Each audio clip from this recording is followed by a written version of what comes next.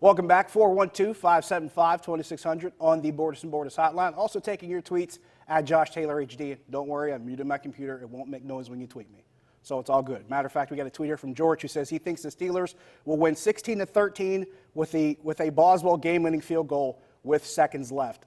That's kind of where I'm leaning right now. I expect pretty much every game this team plays in moving forward is going to be more on the ugly side. They're going to be a little bit closer. They're not going to be high scoring. They're going to be defensive struggles because their defense will do their job and keep the other team at bay, but their offense is going to have to overcome some things to try to get points. The good thing is, though, the thing I do like about Devlin Hodges is that there are 1 to 2 times per game that he's played in where he will make a big play that makes a difference in that drive, and that drive could result in points. So that's one thing I do feel good about. He might make those 1 or 2 plays tomorrow. The question is, when will those plays come, and will they be significant enough to give them the edge in that game? Let's go to the phone lines right now. We'll start with my favorite Saturday night caller, Judy in Springdale. Judy, you're on the Nightly Sports Call. Okay, do you know what it's like to sit here with my eyes shut talking on a phone? I don't. Okay. I have 2 deer heads I could look at. Listen, do you know what the score was today? Yes, it was 65-59. I talked about that. 59, is that what you said? Yeah. It was very, very nerve-wracking, but I'm so proud of Chad. And listen to this real quick. Okay. The announcers were talking, and they said Chad reminded them of what? Is he a Steeler? Probably talking about T.J. Watt. Yes, he's a Steeler. Say it louder, honey. What? T.J. Watt. Yes, he's a Steeler. I don't even know who he is, but Chad reminded them of him. Well, that's high praise, and thanks for calling in, Judy. Judy reminds me every weekend about what Slippery Rock and Duquesne are doing. Her grandsons play for Slippery Rock and Duquesne. Shout out to Slippery Rock. That's a huge accomplishment. Get to the semifinals in the Division II playoffs. Let's go to Bill at Etna. Bill, you're on the Nightly Sports Call. Yeah, hey, Josh, thanks for taking my call. I got a 2-part question. Number one, if Wisconsin holds on, do you think there's any chance that they can go over Oklahoma and get into the Final Four? Ooh.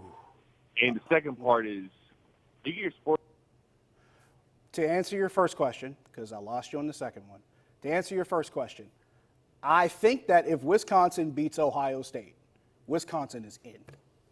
Period. You beat the number 1 team in the country, you're in. That's pretty much how I'm looking at it. For the same token that for LSU beating Georgia, LSU moves up to number 1. You just knocked off the number 4. So, yeah, I think Wisconsin moves in.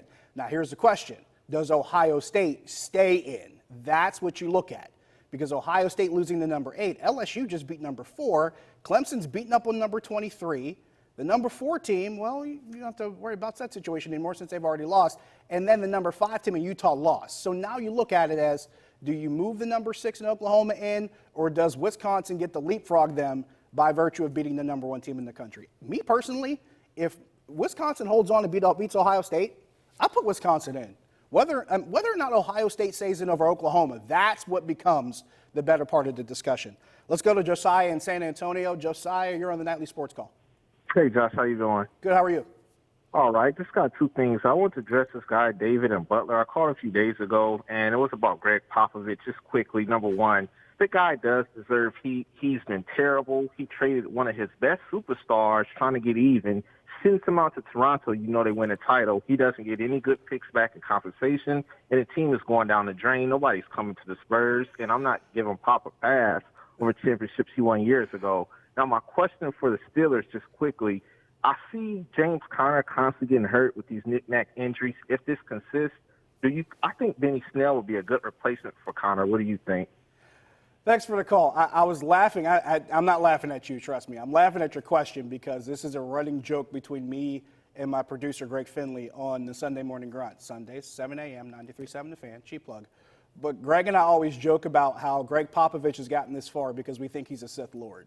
Like, for you Star Wars fans, you understand what I'm talking about. But it just seems like every time he's not expected to do anything, he just comes out of nowhere, pulls off some wizardry, and continues to win titles over the span of like a couple decades. Running joke. But to your point, I'll say this much. He has not had the same kind of game-breaking player. He hasn't had that kind of superstar player since pre-injury Kawhi was probably the best shot that he had. Losing Kawhi kind of messed that up. So all the personal circumstances behind him getting let go or getting traded away, that kind of ruined the whole deal for me.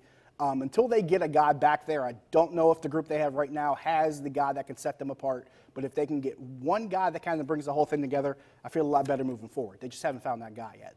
On the other side, talking about the Steelers, with what you were mentioning, I'm trying to remember what your second question was right now. Oh, with James Conner.